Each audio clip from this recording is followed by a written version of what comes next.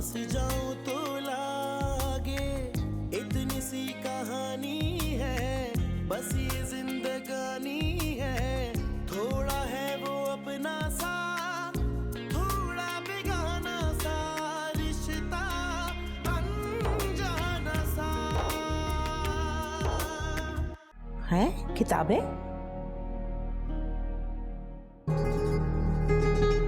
अरे इसको छोड़, दूसरा डब्बा खोल, शायद कोई कीमती चीज निकल आए। मैं आपको बताना चाहती हूँ कि आपकी बीवी कितनी इंटेलेक्चुअल है। And by the way, for your kind information, ये बुक्स इतनी आम नहीं है कि इनको बस एक बार पढ़ लिया जाए और खत्म। क्या कह रहा था वो लड़का कल तुम्हें? कौन लड़का? इतनी अनजान मत बनो जैनब, तुम्हारी भाभी का भाई। ये रिश्ता अनजाना सा।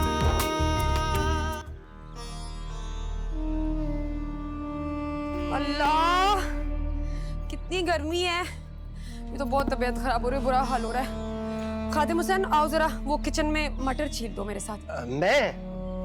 तो और कौन छीलेगा मटर? हाँ, पहले ही तुम्हारी सुस्ती और नालायकी की वजह से चलता कारोबार बंद हो गया, दुकान ठप हो गई हमारी। सारा दिन बिस्तर पे पड़े रहने के अलावा तुम्हें और काम ही क्या है? हाँ, और तुम्हें क्या कह रही हूँ मैं? यही कह रही हूँ ना कि मेरे साथ आके मटर छील दो। खाना पकाने को तो नहीं कहा तुम्हें मैंने। छील देता हूँ बेगम, लेकिन खुदारा ये बेरोजगारी और गुर्बत के ताने तो मत दिया करो। अच्छा, तो और क्या कहूँ ऐसे शौहर को जो हर दूसरे तीसरे महीने कारोबार का बेड़ा गर्क कर देता है। एक बात बताओ, तुम्हें शादी के बाद मामू ने दुकान में नया माल डाल कर दिया था, तो क्यों नहीं चली तुमसे दुकान? या मैं ये कहूँ कि तुम दुकान चलाना ही नहीं चाहते, मुफ्तखोरी की आदत जो पड़ गई है तुम्हें। बेगम ऐसे तो ना बोलो, कुछ तो लिहाज करो। तुम भले मुझे सराखों पे ना बिठाओ, लेकिन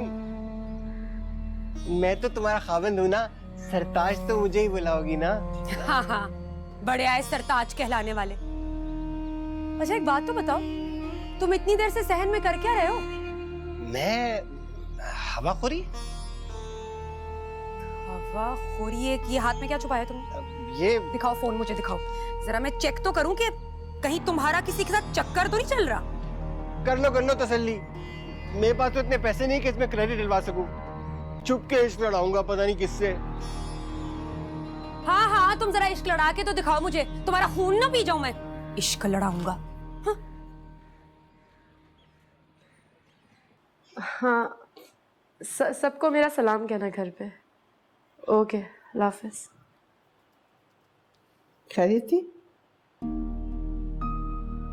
क्या कह रहा था तुम्हारा भाई? बस ऐसी हाल चाल पूछने के लिए कॉल की थी। आप सबको सलाम कह रहा था वो। वालेकुम अस्सलाम। दुल्हन बुरा मत मानना, मैं चाहती हूँ कि तुम अपने भाई को खुद मना करो कि इस घर पे फोन नहीं किया करे। बेगम तुम जैसी प्यारी बीवी के होते हुए मैं किसी से क्यों लड़ाऊंगा भाई? पता है क्या कशा के मुन्ने के अकीके में तुम जामनी साड़ी पहन के क्या गजब की लग रही थी।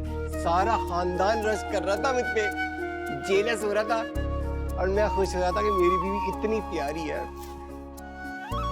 सच्ची? अल्लाह की कसम।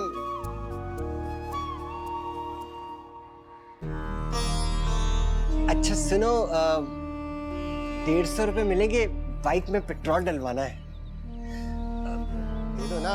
देखो मैंने कहाँ जाना सोचा है, शाम को हवाखोरी पे जाएंगे, मोटरसाइकिल पे बैठ के चक्कर ही लगा के आ जाएंगे। क्यों है ना? अच्छा रुको, मैं 200 रुपए लेकर आती हूँ तुम्हारे। 200 रुपए? तुम कितनी अच्छी हो।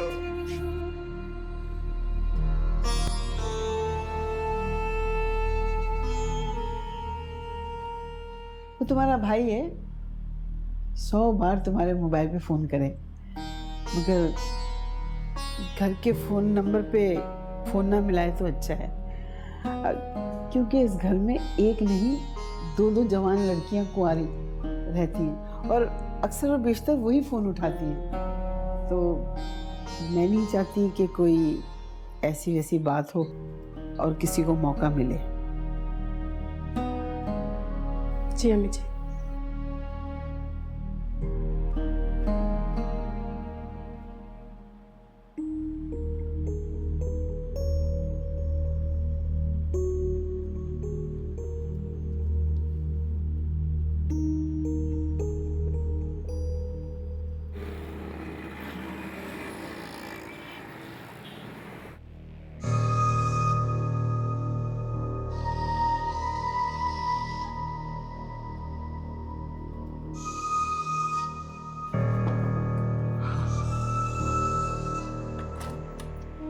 सजू, तुम अभी तक जाग रही हो? तुम्हें पता तो है कि जब तक तुम आ नहीं जाते मुझे नींद नहीं आती। अच्छा चाय लाऊं? नहीं नहीं थैंक यू, मैं आधी रात को चाय नहीं पीता। आदतें बदल रही हैं तुम्हारी। तुम भी बदल जाओ तो बेहतर हो। तुम बदल गए हो, मैं भी बदल जाऊंगी, लेकिन जिसे बदलना चाहिए वो नहीं बदलेगी। ऐसा ना हो कि वो तुम्हें इतना बदल के रख दे कि अच्छे बुरे अपने पराये में तुम्हें फर्क महसूस ना हो। रहमत, तुम्हारी बीवी तुमसे मोहब्बत नहीं करती। अगर जरा सी भी मोहब्बत करती तो तुम्हें बदलने की कोशिश नहीं करती, बल्कि खुद को बदलती। लेकिन वो ऐसा क्यों करेगी? वो तो खुद को तुमसे बेहतर समझती है। वो मेरी बीवी है सचू, उसने खुद अपनी मर्जी से मुझसे शादी की। भला वो ऐसा क्यों सोचेगी? वो चाहती है कि उसका शौहर उससे हमेशा मरूब रहे, उसकी काबिलियत के आगे दबके रहे, उसको तस्कीन पहुंचती है। तुम हद से आगे बढ़ रही हो सजो। ये तो वक्त ही बताएगा रहमत कि तुम्हारी बीवी तुमसे कितनी मोहब्बत करती है और उसकी जिंदगी में तुम्हारी क्या हैसियत है।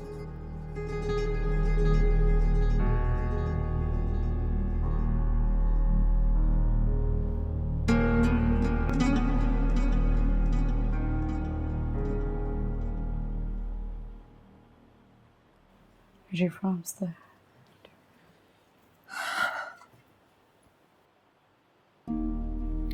वक्त खुद बताएगा तुम्हें कि तुम्हारी बीवी के दिल में तुम्हारी कितनी मोहब्बत है और वो तुम्हें अपनी जिंदगी में क्या हैसियत देती है।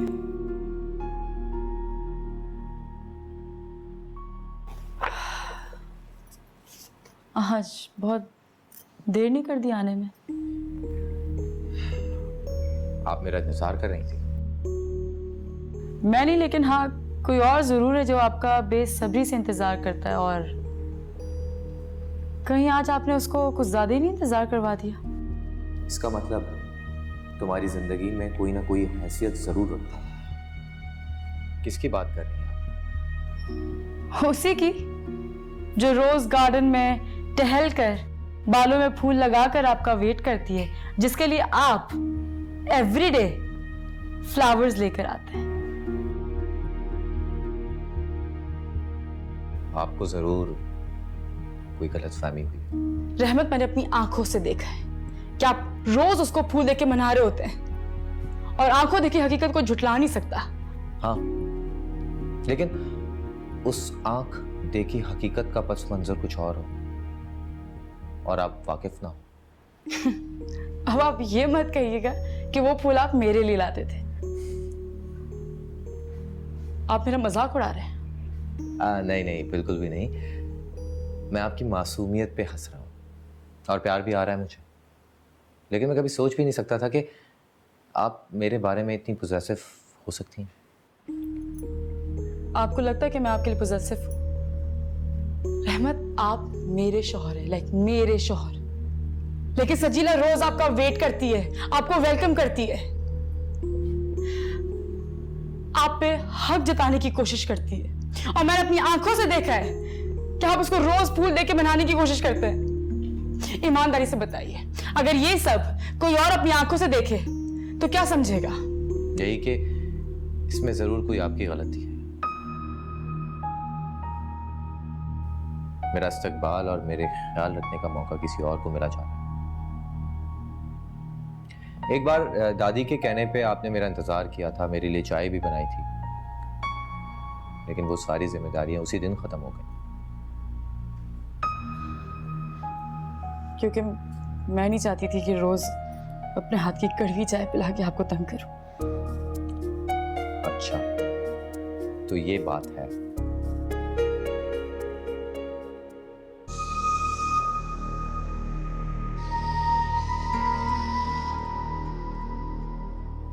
कुछ दिनों तक आप कोशिश करती रहती ना तो काया पलट जाती। आप चाय बनाने में एक्सपर्ट हो जाती, या फिर क्या फिर आपके हाथ की बदमजा चाय पीने का आदी हो जाता। बदगुमानी आपस में बात करने से, गिला करने से दूर होती है। मुझे बहुत खुशी हुई आपने मुझसे खुल के बात की। मेरा सजीला से बेतकल्लुफ़ होना आपको पसंद नहीं है ना? मैं आपके जज्बात का पूरा ख्याल रखूंगा।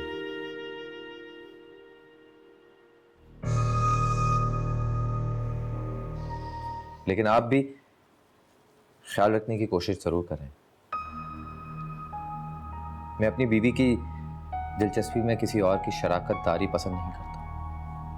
आप मुझसे ज्यादा अगर किसी और को वक्त देंगी, उसका ज्यादा ख्याल रखेंगी, ये मुझे बिल्कुल पसंद नहीं। आखिरकार मैं भी तो आपका शौहर हूं।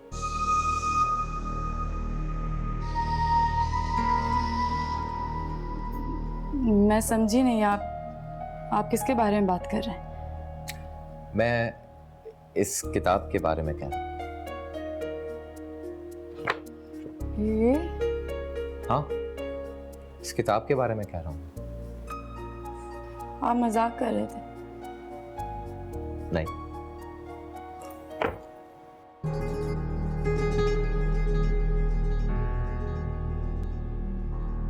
भाई तुम किस खुशफहमी में थी? तुम क्या समझ रही थी कि रहमत को अपनी खिदमत और चापलूसी से फंसाकर वफा को उससे अलग कर दोगी? लेकिन रहमत इतने जल्दी फंसने वाला नहीं था। अरे रहमत को फंसाना इतना आसान होता तो वफा बहू बनकर इस घर में कभी ना आती। एक बात याद रखना, रहमत और वफा मियाँ बीवी के रिश्ते में बन चुके हैं। वो एक दूसरे से वक्ती तौर पर बदगुमान तो हो सकते हैं, पर मियाँ बीवी के रिश्ते में छोटी मोटी बदगुमानियां होना मामूल की बात है। अगर जब तक वफा कोई बड़ी गलती नहीं करती, तुम रहमत से वफा को दूर नहीं कर सकती। और अगर उसने कोई गलती की ही नहीं तो? बस, तो फिर तुम इसी तरह रहमत के इंतजार में सारी उम्र बैठी मेरे सीने पे भूख गलती रहना। अरे बेटा, तुम अपना वक्त जाया कर रही हो। रहमत के पीछे पीछे भागने से अच्छा है कि तुम वफा का पल्लू पकड़ लो। क्या मतलब? मतलब ये कि रहमत के बजाय तुम वफा से दोस्ती कर लो और साये की तरह उससे चिपकी रहो। वो तुम्हारी आंखों से देखे, तुम्हारे कानों से सुने, फिर देखना वफा गलती नहीं करेगी, हम उससे गलती कराएंगे और ऐसी गलती कराएंगे कि रहमत उसे धक्के देकर ना निकाल दे तो मेरा नाम बदल देना। आई बात समझने या समझाऊं?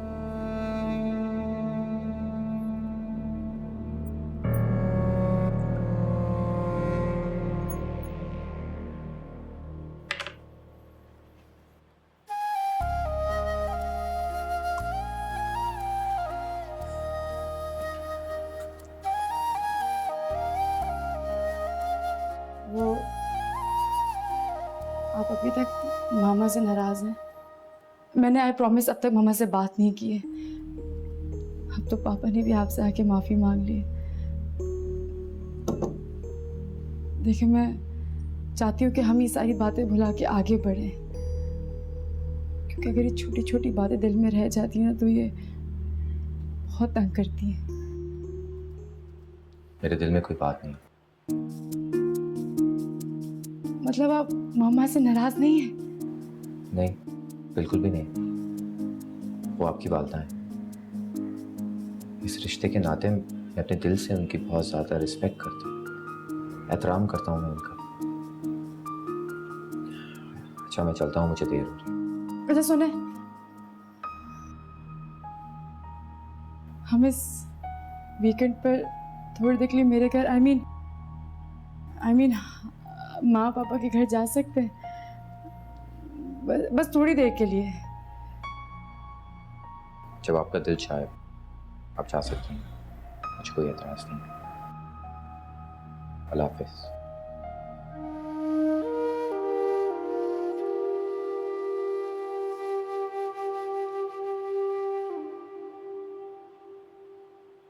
संडे इवनिंग मैंने चाय पे किसी को इनवाइट किया है। मैं चाहती हूँ कि आप दोनों घर पर ही रहें, स्पेशली हसन तुम। मुझे तुम्हें किसी से मिलवाना है। अम्मा आप तो इस तरह कह रही हैं जैसे मैं कोई 18 साल दुशीजा हूँ जिसको देखने के लिए घर पे लोग आ रहे हैं। हाँ, ऐसे ही कुछ है। तुमसे मिलने, तुम्हें देखने के लिए कोई आ रहा है। What do you mean Humaira? कौन आ रहा है? सारा के इन-लॉज में से कोई हैं। वो अपनी बेटी के लिए रिश्ता तलाश कर रहे हैं। लड़की के भाई और बहन यहीं पाकिस्तान में ही रहते हैं। वो चाह रहे थे कि फॉर्मली तौर पे बात आगे बढ़ाने से पहले हसन से मिल लें। मामा मुझे उनसे नहीं मिलना। बिहेव। मैंने तुमसे तुम्हारी मर्जी नहीं पूछी। मामा मुझे अपनी राय देने का पूरा पूरा हक है। अभी तुम्हारी बात पक्की नहीं हो रही है। अभी वो सिर्फ तुमसे मिलने आ रहे हैं। जब बात आगे बढ़ेगी तब अपनी राय भी दे देना। मिल लो उनसे। मैंने कहा ना मामा, नहीं मिलना चाहता मैं उनसे। लेकिन क्यों? क्योंकि मामा मैं अभी शादी नहीं करना चाहता, और अगर मुझे शादी नहीं करनी तो फिर उनसे मिलने का क्या फायदा। मैं बहुत अच्छी तरह से जानती हूँ कि तुम कहाँ शादी करना चाहते हो। ये सब क्या हो रहा है हुमैरा? वही हो रहा है जिसका मुझे डर था। इसीलिए मैं वफा की वहां शादी करने के खिलाफ थी। ये छोटी जहन के लोग हर काम में अपना फायदा ढूंढते हैं। पहले बेटे को सेट किया और अब बेटी को करना चाहते हैं। मामा प्लीज, ऐसी कोई बात नहीं है। हुमैरा, हसन बच्चा नहीं है। हमें इसका पॉइंट ऑफ व्यू जरूर सुनना चाहिए। और तुम दूसरों पर क्यों बिला वजह कीचड़ उछलती रहती हो? अरे भाई, हर एक की अपनी अपनी इज्जत होती है। आप देख लीजिएगा कि ऐसा ही है। पहले वो वफा को ट्रैप करके यहाँ से लेके गए, अब उसे प्रेशराइज करके हमसे मिलने, हमसे बात करने से रोका हुआ है ताकि वो हसन को इस शादी के लिए रजामंद कर सके। ये तुम अच्छा नहीं कर रही हो हुमैरा। और आपने बहुत अच्छा किया मेरी बेटी की शादी वहां करके। उस दिन डिनर पे लोगों से रहमत को मिलवाते हुए मुझे कितनी शर्म आ रही थी। हमारी बेटी खुश है उसके साथ, और क्या चाहिए तुम्हें? वैसे भी ये रिश्ता वफा की मर्जी से हुआ है, समझे तुम? Whatever. हसन मेरा अकलौता बेटा है। इसका रिश्ता मैं वही करूंगी जहां मैं चाहूंगी। अच्छी तरह समझ लें आप दोनों।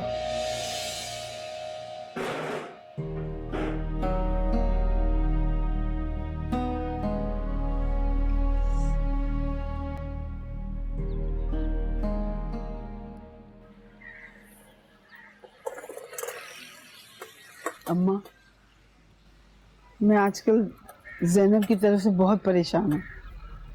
खैरियत तो है? क्या हुआ ज़ैनब को?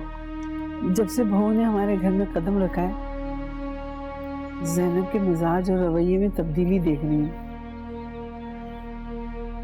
तुम किस तब्दीली का जिक्र कर रही हो? कैसी तब्दीली? अम्मा, मुझे डर है कि ज़ैनब हाथ से ना निकल जाए। वैसे कॉलेज की पढ़ाई ने उसका दिमाग खराब कर दिया।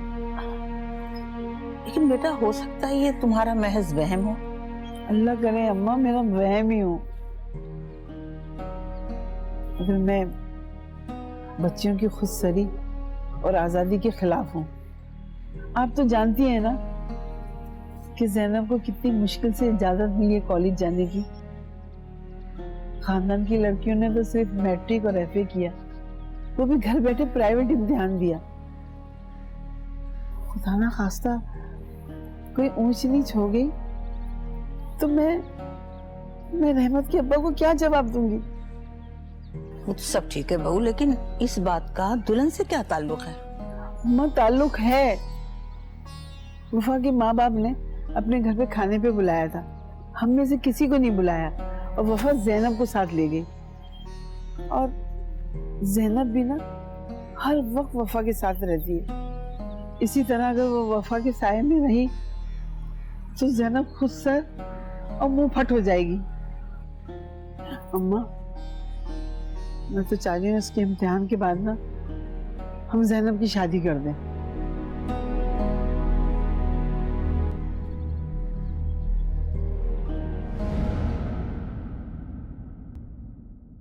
ये रिश्ता अनजाना सा।